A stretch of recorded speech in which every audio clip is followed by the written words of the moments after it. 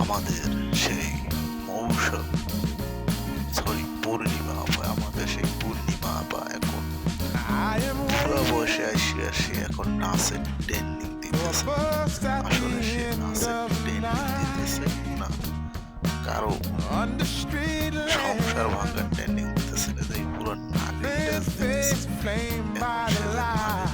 নাচটা দিতেছেন পারতেছে না, শরীরের ভারে মানে নড়াচড়া করতে। সে আছে এই বয়সে নাচ আসলে কি বলবো, বলার কোনো ভাষা নেই। তারপর তাকে বাংলাদেশের মেগাস্টার নায়িকা হিসাবে গণ্য করি যখন তখন এই সমস্ত ওয়াসাইয়া আফারসা জিনিসগুলো তো সহ্যজীবী করতেই হবে।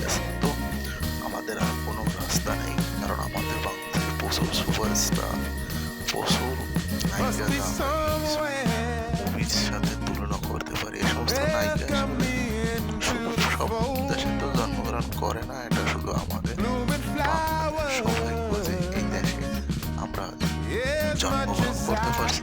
সমস্ত নায়িকা আমাদের দেখতে পারতেছি, আসলে কি বলবো, বলার কোনো ভাষা নেই। আমাদের নায়িকারা এখন না শিখে পুরো বয়সে। তো যাই হোক বন্ধুরা, সবাই ভালো থাকবেন। আজ এই পর্যন্ত, নতুন ভিডিও নিয়ে আপনাদের সামনে আবার হাজির হব। আপনারা আমার চ্যানেলকে একটু সাবস্ক্রাইব করতে